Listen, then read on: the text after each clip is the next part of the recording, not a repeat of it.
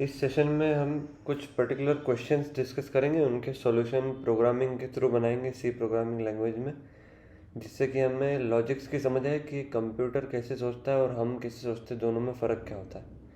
इस लेक्चर में आपने जो भी सारे लेक्चर्स मेरे अटेंड करे सभी का नॉलेज एक साथ लगने वाला है, तो ये वाला लेक्चर अभी तक का सबसे इम्पोर्टेंट लेक्चर होने वाला है। सबसे पहले एक सिंपल सी चीज़ जो मैं लास्ट सेशन डिस्कस करना भूल गया था, अभी जल्दी से डिस्कस करके ख़त्म कर लेता हूँ।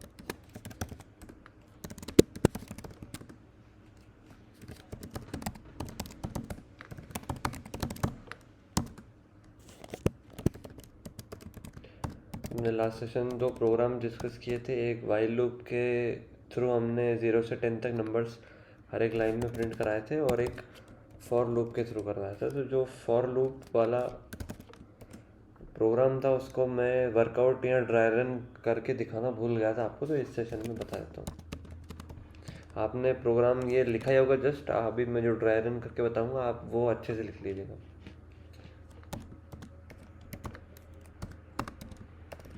ये हमारा डिस्कशन हुआ था कि ये पर्टिकुलर जो होता है ये हमारा इनिशियलाइजेशन है, उसके बाद में ये कंडीशन हो गई और ये इसका आइटरेटर है।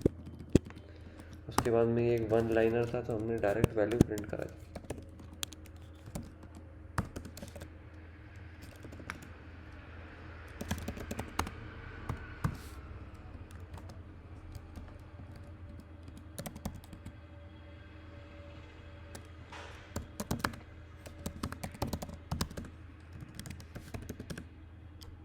ये 0 से 10 तक वैल्यू प्रिंट हो गई। ये वाला प्रोग्राम हमने लास्ट सेशन में एंड में डिस्कस किया था, डू व्हाइल लूप के पहले।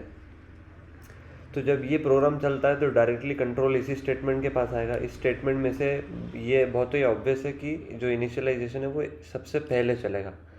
लेकिन अब इसमें फ़र्क ये है कि जब नेक्स्ट टाइम लूप के पास में ये वाला एक बार स्टेटमेंट चलेगा, उसके बाद में फिर से कंट्रोल लूप के पास में आएगा, तो ये वाला स्टेटमेंट बार बार नहीं चलता। इनिशियलाइजेशन वाला स्टेटमेंट फॉर लूप में बार बार नहीं चलता है, बार बार सिर्फ कंडीशन इवेलुएट होती है और सिर्फ आइटरेटर चलता है। मैं आपको वर्कआउट करके बताता हूँ।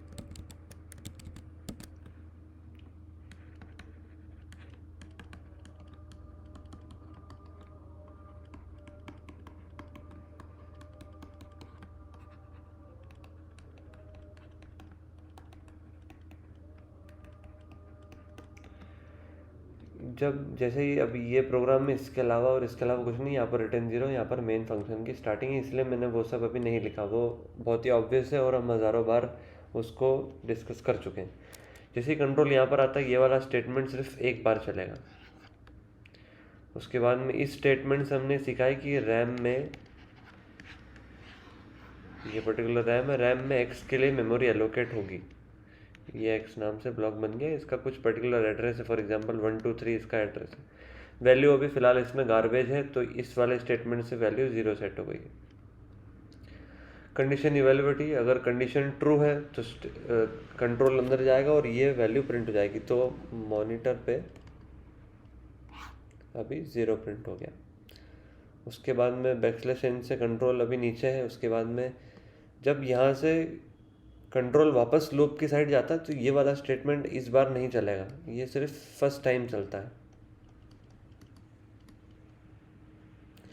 नेक्स्ट टाइम जब आएगा तो ये वाला सबसे पहले वो कंडीशन इवेलुएट करेगा, लेकिन कंडीशन इवेलुएट करने से पहले आइटरेटर का एक बार यूज़ हो जाएगा। इससे आइटरेटर से x प्लस प्लस से 0 की वैल्यू 1 हो जाएगी। 1 के लिए कंडीशन इवेलुएट होगी, 1 के लिए भी ट्रू होगी क्योंकि 1 इज़ लेस देन और इक्वल टू 10। प्रिंटफ से 1 प्रिंट हो जाएगा, लाइन चेंज हो जाएगी बैकस्लैश एन से। उसके बाद में कंडीशन इवेलुएट होने जाएगी, लेकिन उससे पहले एक बार आइटरेटर चलेगा दूसरी बार। आइटरेटर जब दूसरी बार चलेगा तो 1 कट के वैल्यू 2 हो जाएगी, 1 से बढ़ेगी। फिर कंडीशन इवेलुएट होने के बाद में कंट्रोल अंदर जाएगा। इस टाइप से ये वर्कआउट होता है। ये मैं लास्ट सेशन डिस्कस करना एंड में भूल गया था क्योंकि मुझे डू वाइल भी डिस्कस करना था। आई होप आपको ये वाली बात, ये इसकी फॉर लूप की स्टेटमेंट और वर्किंग दोनों अच्छे से समझ में आए होंगे। अभी सेशन में हमारा जो डिस्कशन है वो लॉजिक्स पे है। अभी हमने सिर्फ इफ एल्स कंडीशन सीखी है और लूप सीखे हैं, तो उससे कुछ पर्टिकुलर लॉजिक सी डिज़ाइन हो सकते हैं, मतलब बहुत सारे डिज़ाइन हो सकते हैं, लेकिन जो इम्पोर्टेंट वाले हैं जो आपको अभी इस स्टेज पे समझना चाहिए, वो कुछ पर्टिकुलर लॉजिक्स को हम डिस्कस करेंगे। हम दो स्मॉल प्रोग्राम्स बनाएंगे, दो बड़े बिग प्रोग्राम्स बनाएंगे। स्मॉल प्रोग्राम्स होंगे एक तो कि हमें फैक्टोरियल सीरीज प्रिंट कराना है। फैक्टोरियल सीरीज मतलब कि 1 का फैक्टोरियल, 2 का फैक्टोरियल, 3 का फैक्टोरियल, ऐसे प्रिंट नहीं कराना है, इनकी वैल्यूज़ प्रिंट करानी हर लाइन पे अलग अलग। ये हमारा पहला छोटा प्रोग्राम होगा। दूसरा होगा फिबोनाची सीरीज।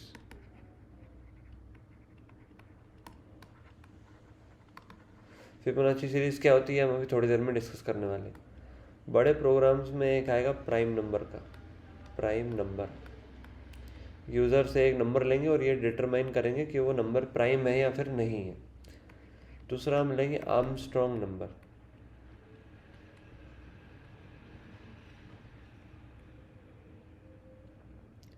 उसके बाद में अब ये प्रोग्राम और प्राइम नंबर वाला प्रोग्राम हम इसी सेशन में डिस्कस करेंगे, लेकिन आर्मस्ट्रॉन्ग नंबर जो है वो अगले सेशन में डिस्कस करेंगे, क्योंकि इसके अंदर बहुत सारे छोटे छोटे लॉजिक्स लगते हैं। वो सारे इस सेशन में एक साथ डिस्कस करना पॉसिबल नहीं है। सबसे पहले सबसे सिंपल से स्टार्ट करते हैं हम, फैक्टोरियल सीरीज।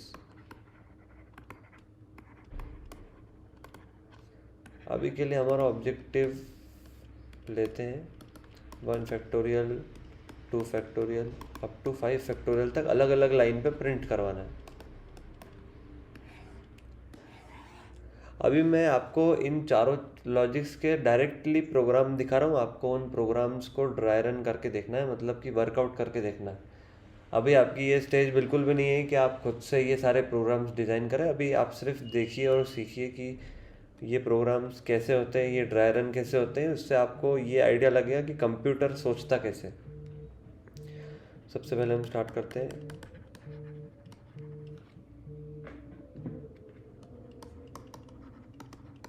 ये हमने हेडर फाइल इंक्लूड कर ली। Main function start. अभी आप प्रोग्राम नोट मत कीजिएगा, आप प्रोग्राम डायरेक्टली जहाँ मैं टाइप करूँगा टेक्स्ट एडिटर से वहाँ से नोट कर लीजिएगा आउटपुट के साथ में। मेन फंक्शन डिक्लेयर करने के बाद में हमें इसमें 2 वेरिएबल लगेंगे। अभी आप सिर्फ देखिए, 2 वेरिएबल लगेंगे क्योंकि फॉर एग्जांपल कि हमने 1 का फैक्टोरियल चाहिए तो 1 तो हमने प्रिंट करा दिया, 1 के फैक्टोरियल 1 प्रिंट करा दिया। 2 का फैक्टोरियल चाहिए तो हमें 2 को 1 के फैक्टोरियल से मल्टीप्लाई कराना पड़ेगा, और ये वैल्यू हमारे पास में ऑलरेडी होगी। हम बार बार कुछ जुगाड़ करके नहीं करेंगे, हम बिल्कुल सिंपल लॉजिक लगाएंगे। 3 फैक्टोरियल के लिए हमारे पास में 3 इंटू 2 फैक्टोरियल, अब 2 फैक्टोरियल की वैल्यू यहाँ से मिल जाएगी। 4 फैक्टोरियल में 4 इंटू 3 फैक्टोरियल, 3 फैक्टोरियल की वैल्यू यहाँ से मिल जाएगी। और लास्ट में जब 5 फैक्टोरियल निकलेगा तो 4 फैक्टोरियल की वैल्यू यहाँ से मिल जाएगी। ऐसे चारों वैल्यूज़ प्रिंट हो जाएगी। एक वेरिएबल हमें चाहिए ये वाला, जो कि हमेशा 1 रहे शुरू से, मल्टीप्लाई होते होते वो आगे बढ़ जाएगा। और एक वेरिएबल हमें चाहिए लूप लगाने के लिए, जो कि पहले 1 से मल्टीप्लाई करे, फिर 2 से मल्टीप्लाई करे, फिर 3 से करे, 4 से करे और 5 से करे। तो ये हमने 2 पर्टिकुलर वेरिएबल ले लिए, एक्स और वाई। इनका नाम कुछ भी ले सकते हैं। अभी मैं सिर्फ एग्जांपल के लिए, सिंपल बनाने के लिए एक्स और वाई ले रहा हूँ। दोनों की वैल्यू 1 सेट कर दी, x equal to 1, y equal to 1। While, अब फॉर एग्जांपल हमें एक्स से लूपिंग करनी है, 1 2 3 4 5 जो वैल्यू हो ये एक्स की हो, तो हमने कर दिया while x is less than और इक्वल टू 5।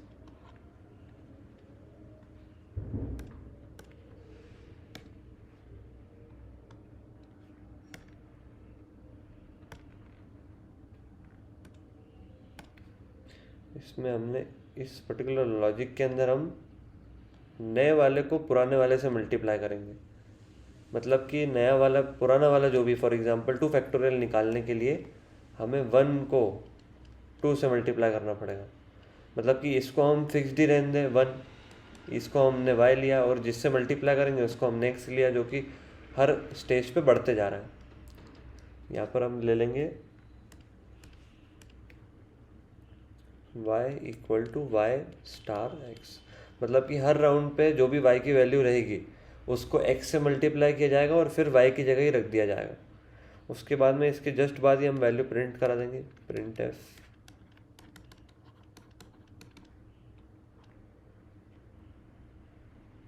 इसमें हम y की वैल्यू प्रिंट कराएंगे क्योंकि हमने y में स्टोर कराया है।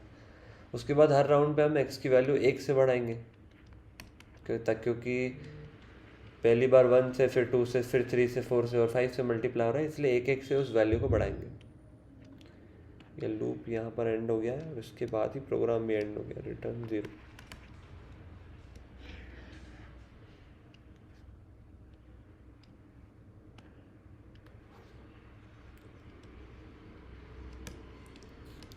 पहले इसको हम टाइप कर लेते हैं, आउटपुट इवेल्युएट कर लेते हैं, उसके बाद में अच्छे से अलग से वर्कआउट करके भी देखेंगे ताकि आपको अच्छे से ये प्रोग्राम समझ आए। अभी आपको थोड़ा ऐसा लग रहा होगा, ऊपर ऊपर से समझ आ रहा होगा, लेकिन जब हम वर्कआउट करके देखेंगे, स्टेप बाय स्टेप आगे बढ़ेंगे तो आपको ये प्रोग्राम बिल्कुल अच्छे से समझ आ जाएगा।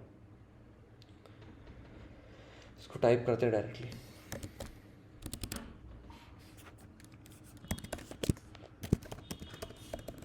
आपको हर बार सारे प्रोग्राम्स पूरे टाइप करना है, कुछ भी पार्ट स्किप नहीं करना है। एक एक चीज़ INT मेन जो भी मैं लिखता हूँ, करली ब्रेसेस, जो भी मैं लाइन जैसी बोर्ड बनाता हूँ, आपको भी वैसे ही बनाना है।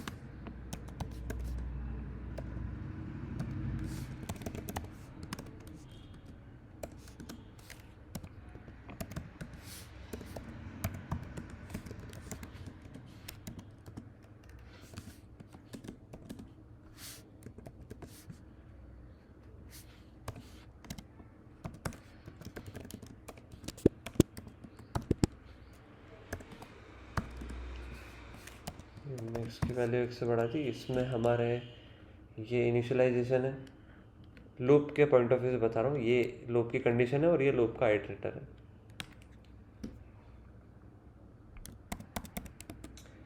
इस प्रोग्राम के आउटपुट में हमारे पास में 1 से लेके 5 फैक्टोरियल तक के नंबर्स आ जाने चाहिए, तो इसको थोड़ा सा सही करने की ज़रूरत है। सही, इसमें प्रॉब्लम ये है कि मैंने यहाँ पर बैकस्लैश n नहीं दिया है, बैकस्लैश n की वजह से वो सब सारा आउटपुट एक ही लाइन में आ रहा है।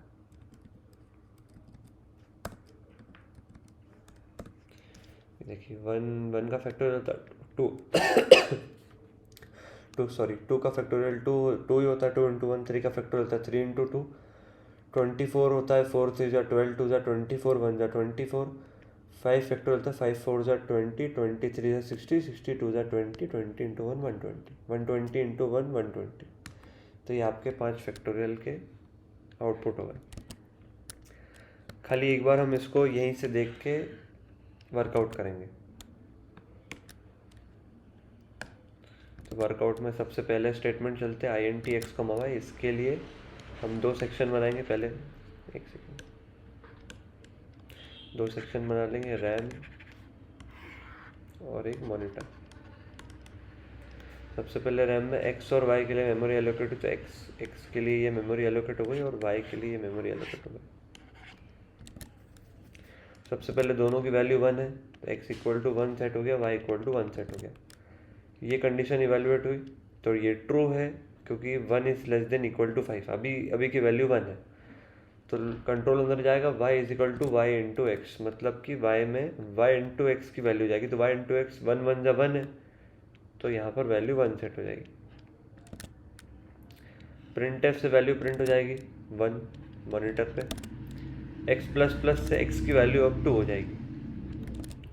फिर ये कंट्रोल वापस ऊपर जाएगा, 2 यहाँ पर अब 2 रखा है क्योंकि अब x की वैल्यू 2 हो चुकी है। 2 > 5, तो ये कंडीशन भी ट्रू है। तो 2 = 2, अभी y की वैल्यू 1 है तो 1 ये तो y ही रहेगा, y की वैल्यू अभी 1 है और x की वैल्यू 2, तो 1 × 2 2 इवेल्युएट होगा और उस 2 को y की जगह रख दिया जाएगा। करके बताता हूँ आपको। y = y x, y की वैल्यू अभी 1 है, x की वैल्यू 2 है, तो 1 × 2 2 होगा और y = 2, तो y की जगह पर ये 2 सेट हो जाएगा।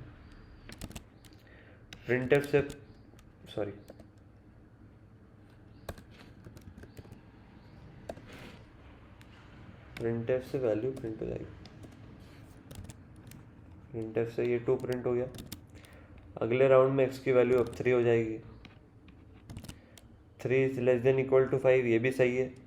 अब ये जब कंडीशन चलेगी y = y*, अब y की वैल्यू 2 है और x की वैल्यू 3 है, 2 3 जा 6 आएगा। अब y इक्वल टू ये 6 हो जाएगा इवेल्यूएट होने के बाद में, ये 6 से y की वैल्यू अब 6 हो जाएगी। y की वैल्यू जैसे ही स्टेटमेंट में 6 हुई अगले स्टेटमेंट में प्रिंट हो जाएगी। आई होप आपको ये वर्कआउट अच्छे से समझ आया। ऐसे ही आगे का भी वर्कआउट होगा, वो आपको खुद करके देखना है। अगर मैं इस सेशन में ये पूरा करके दिखाऊंगा तो काफ़ी टाइम वेस्ट हो जाएगा और अगले प्रोग्राम को उतना टाइम नहीं दे पाऊंगा जितना मुझे आइडियली उसको देना चाहिए। आपको यहाँ पर पूरा आउटपुट इस ड्राई रन के हिसाब से प्रिडिक्ट करके लिखना है 120 तक। अब इसमें हम एक छोटा सा चेंज करेंगे। आई होप आपने पूरा उसको ड्राई रन करके आउटपुट कर लिया होगा। अगर नहीं करा है तो आप पॉज करके अभी लिख लीजिए। अब हम इसमें एक छोटा सा चेंज करेंगे। फॉर एग्जांपल कि इसमें हमें 5 तक फैक्टोरियल चाहिए थे, 1 factorial 2 factorial up to 5 factorial चाहिए थे। हमें कुछ ऐसा करना है कि यूज़र एक नंबर दे हमें। फॉर एग्जांपल यूज़र नंबर दे 8, तो हम 8 फैक्टोरियल तक वैल्यू प्रिंट करा दें। तो इसके लिए हमें प्रोग्राम में कहीं तो भी कुछ चेंज करना पड़ेगा। वो क्या चेंज करना पड़ेगा समझते हैं। सबसे पहले तो एक एक्स्ट्रा वेरिएबल लगेगा n नाम का, उसके लिए एक स्कैनफ स्टेटमेंट लगेगा क्योंकि यूज़र इनपुट दे रहा है। तो अब ये जो भी n है ये 5 को रिप्लेस कर लेगा हमारे अभी वाले प्रोग्राम में। तो अभी वाले प्रोग्राम में जहाँ पर भी 5 लिखा हुआ है तो 5 सिर्फ ये एक ही जगह पर है, तो 5 को n रिप्लेस कर लेगा। यहाँ पर इनिशियलाइजेशन में एक n बढ़ जाएगा। उसके बाद में हम यूज़र इंटरफेस क्रिएट करेंगे printf के through, printf enter a number. इससे यूज़र को पता चलेगा कि क्या एंटर करना है, नंबर या फिर अल्फ़ाबेट की या फिर क्या। उसके बाद में स्कैनफ से वो वैल्यू को x की जगह पर रख देंगे %d %n। इससे हमने वैल्यू उठा के n की जगह पर रख दी। अब इस वाले प्रोग्राम में जैसे ही हम 8 देंगे तो यहाँ पर भी 8 रखाएगा और ये राउंड अब 5 की जगह 8 बार चलेगा और यहाँ पर 120 जो कि 5 का फैक्टोरियल उसकी जगह अब 8 तक फैक्टोरियल प्रिंट होंगे। तो हम इसको टेस्ट करके देख लेते हैं एक बार।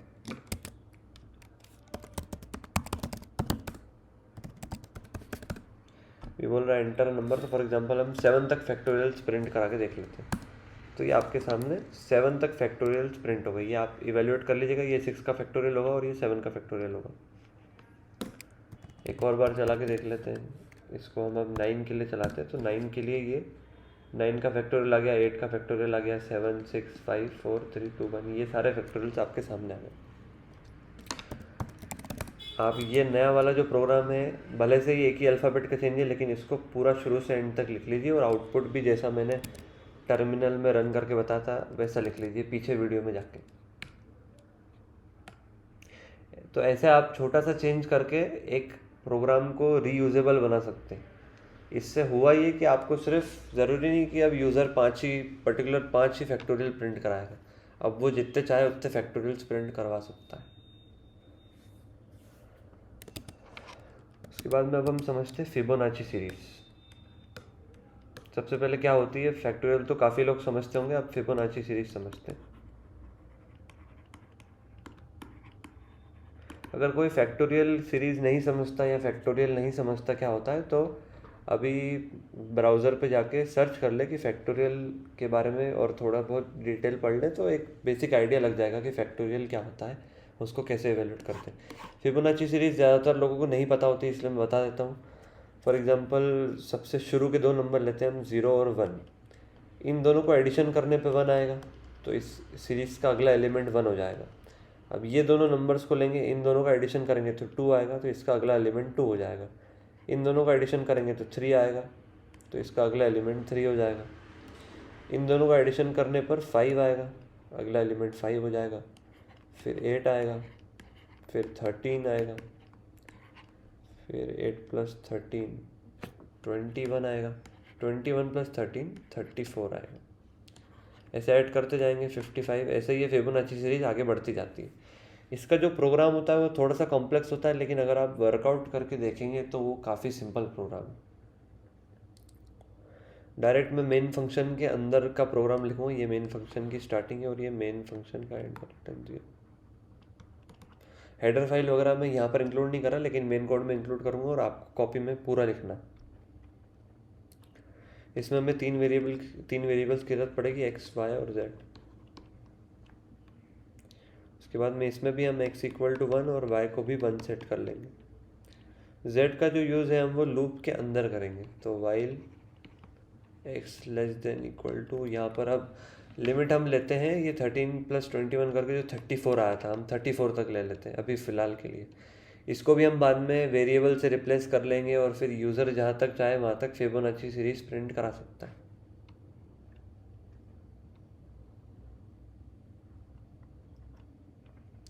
इसमें होगा ये कि पहले वैल्यू प्रिंट कराएंगे, सबसे पहले लूप में एंटर होते से x की वैल्यू हम प्रिंट करा देंगे। z को हम स्पेसिफाई करेंगे z equal to x + y। उसके बाद में दो स्टेटमेंट्स और लिखेंगे, x इक्वल टू y और y इक्वल टू z। अब ये दो स्टेटमेंट्स कैसे आए, ये लूप कैसे काम करेगा, इसमें कोई आइटरेटर तो है ही नहीं, फिर ये काम कैसे करेगा, बहुत सारे डाउट्स आपके मन में आ रहे होंगे। लेकिन ये प्रोग्राम बिल्कुल सही है और इससे फिबोनाची सीरीज़ भी प्रिंट होगी। अब इसमें आइटरेटर तो है ही नहीं, तो आप बोलेंगे कि ये इनफाइनाइट लूप हो गया, लेकिन इसमें आइटरेटर जो है वो डायरेक्टली नहीं दिया हुआ है, इनडायरेक्टली दिया हुआ है। फॉर एग्जांपल इसमें हो ये रहा है कि पहली बार में z में x और y की वैल्यू प्लस होकर ऐड होगी, तो मान लीजिए कि 1 + 1 ऐड होकर z में 2 हो गया। फिर अब x की जगह पर वो वैल्यू आ जाएगी जो y के पास थी, तो y के पास में वैल्यू थी 1, तो अभी तो ये तो 1 ही रहेगी।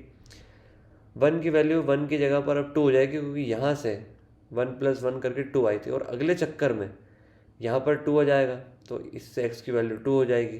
तो ऐसे ऐसे करके x की वैल्यू भी प्रोग्रेस होगी। इसमें आइटरेटर डायरेक्टली नहीं दिया हुआ है, बल्कि हिडन आइटरेटर है।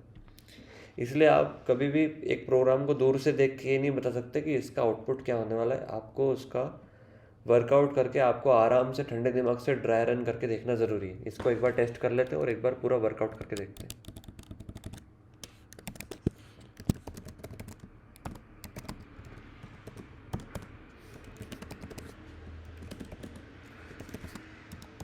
इसमें 3 वेरिएबल्स लगे थे, x, y और z। उसके बाद में शुरू में हमने x इक्वल टू 1 कर दिया था और y भी इक्वल टू 1 कर दिया था। लूप हमने जब तक चलाया था, जब तक, फॉर एग्जांपल अभी हमने 34 की कंडीशन ली हुई है। लूप में एंटर होते से वैल्यू प्रिंट कराई थी x की, क्योंकि हमने यहाँ पर, सॉरी यहाँ पर गलती से y लिखा है, यहाँ पर x आएगा। उसके बाद में z equal to x + y, sorry z equal to x + y, x equal to y और y इक्वल टू z। इससे हमारा डिजायर्ड आउटपुट 34 तक आ जाएगा।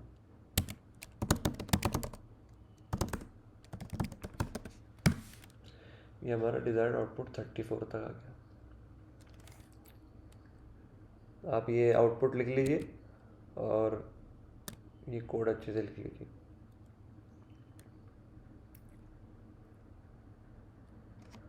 आई होप आपको ये वाला प्रोग्राम ऐसे, मतलब कि अगर आपको 20-30% भी ये प्रोग्राम समझ आया तो बहुत अच्छी बात है। अभी इसको एक बार वर्कआउट करके देख लेते हैं। वर्कआउट करने के लिए हम पहले तो एक प्लेन पेज लेते हैं, उसमें 2 सेक्शंस डिवाइड करते हैं, रैम और मॉनिटर। सबसे पहले हमारे कोड में है int x y z, 3 variables के लिए 3 जगह लगेगी। ये मान लीजिए ये x के लिए हो गई, ये y के लिए और ये z के लिए। सबसे पहले x और y की वैल्यू 1 सेट है, तो x और y की वैल्यू 1 सेट कर दी। उसके बाद में ये कंडीशन ट्रू है, कंट्रोल अंदर जाएगा, वैल्यू प्रिंट हो जाएगी x की, तो x की वैल्यू है 1 प्रिंट हो गया। z equal to x + y, अभी z में गार्बेज वैल्यू थी, तो z इजिकल टू अब x + y, तो x + y मतलब 1 + 1 जो कि हो जाएगा 2। उसके बाद में x इक्वल टू y, तो x में y की जो भी वैल्यू है वो x को असाइन हो जाएगी, तो ये x को 1 असाइन हो गया। हालांकि ये काट के लिखने की ज़रूरत नहीं थी, मैं सिर्फ अच्छे से वर्कआउट करके बता रहा हूँ आपको। अगला statement y equal to z, मतलब कि y में z की वैल्यू आ जाएगी, तो ये y में z की वैल्यू आ गई। अगले चक्कर में ये कंडीशन फिर इवैल्यूएट हुई, तो अभी भी वैल्यू 1 ही है, फिर से कंट्रोल अंदर जाएगा, एक बार और 1 प्रिंट होगा। फिर z equal to x plus y, तो z में x प्लस वाई की वैल्यू है तो 1+2, अब यहाँ पर 3 वैल्यू आ गई। अगले स्टेटमेंट से x इक्वल टू वाई, तो x की जगह पर अब y की वैल्यू होगी, x की जगह पर अब 2 आ गया। अगला स्टेटमेंट है y इक्वल टू z, तो y की जगह अब z की वैल्यू होगी तो यहाँ पर 3 आ जाएगा। अब यहाँ पर 2 से कंपेरिजन हुआ, x की वैल्यू अब 2 हो चुकी है तो 2 is less than equal to 34, control अंदर जाएगा और 2 प्रिंट हो जाएगा। फिर से z equal to x plus y मतलब 2 + 3 5। उसके बाद में इसके बाद में x equal to y, x में y की वैल्यू मतलब 2 की जगह 3, और y में z की वैल्यू, तो y में z की वैल्यू तो 3 की जगह 5। और अगले स्टेटमेंट में 3 से कंपैरिजन होगा, वैल्यू प्रिंट हो जाएगी 3। z equal to x plus y मतलब कि x प्लस वाई 3 + 5, अब z में 8 वैल्यू आ गई है। x इक्वल टू वाई, 3 की जगह पर अब 5 आ चुका है। x equal to y, y की वैल्यू 5 है, x इक्वल टू वाई मतलब x इक्वल टू 5 की जो भी वैल्यू है x equal to 5। y equal to z में 5 की जगह 8 आ चुका है। अब यहाँ पर 5 से कंपैरिजन होगा, वैल्यू प्रिंट हो जाएगी 5। ये स्टेटमेंट फिर से चलेगा तो 8 + 15 अब 13 आ जाएगा। x इक्वल टू वाई मतलब 5 की जगह 8 आ गया, y इक्वल टू z 8 की जगह पर 13 आ गया। उसके बाद में वापस कंट्रोल गया, 8 is less than equal to 34, value print हो गई 8। अभी तक देखिएगा, अब अभी तक बिल्कुल परफेक्ट है फिबोनाची सीरीज। ये आपको आगे तक वर्कआउट करना है, 30 एटलीस्ट आपको 34 तक वर्कआउट करके देखना है कि ये प्रोग्राम बिल्कुल सही है या नहीं। अगर प्रोग्राम में कुछ मिस्टेक है तो आप कमेंट बॉक्स में कमेंट कर सकते हैं। नेक्स्ट सेशन में मैं सारे डाउट्स को डिस्कस कर लूँगा। ये होगा हमारे 2 प्रोग्राम फिबोनाची सीरीज़ के और फैक्टोरियल सीरीज़ के। आई होप आपको दोनों प्रोग्राम अच्छे से समझ आए हो। आप दोनों को एक बार अच्छे से वर्कआउट करके लिखिएगा, और जब तक वर्कआउट कीजिएगा जब तक आपको उनके स्टेटमेंट्स अच्छे से याद नहीं हो जाए, उनकी कंडीशंस अच्छे से याद नहीं हो जाए। ये वाले कुछ बेसिक प्रोग्राम्स है जो आपको बिल्कुल अच्छे से याद हो जाना चाहिए। कोई भी आपसे कभी भी पूछे तो आप फटाफट ये प्रोग्राम टाइप करके दिखा सकें। रही बात प्रैक्टिकल की, तो मैं 1 या 2 सेशन के बाद में प्रैक्टिकल के सेटअप करने के लिए एक लेक्चर बनाने वाला हूँ, जो कि विंडोज़ और मैक दोनों के लिए होगा। विंडोज़ में मैं आपको VS कोड और कंपाइलर्स वगैरह सब कुछ सेट करना सिखाऊंगा और यूज़ भी करना सिखाऊंगा। उसके बाद से उस पर्टिकुलर सेशन में जिसमें मैं आपको सिखाऊंगा, उसके नेक्स्ट सेशन से हम सारी प्रोग्रामिंग VS कोड में करेंगे। और ये जो मैं आपको टर्मिनल में अलग से कंपाइल और रन करके दिखाता हूँ, ये VS कोड में करने की ज़रूरत नहीं पड़ती। उसमें एक इनबिल्ट प्ले एंड रन करके होता है, उसमें वो ऑटोमेटिकली कंपाइल करके सामने आउटपुट प्रेजेंट कर देगा अलग एक छोटे से टर्मिनल पे। सारी चीज़ें हम डिस्कस करेंगे डिटेल में। अगले सेशन में हम प्राइम नंबर के बारे में डिस्कस करेंगे, उसके पर्टिकुलर प्रोग्राम के बारे में डिस्कस करेंगे। Thank you for your patience, have a nice day.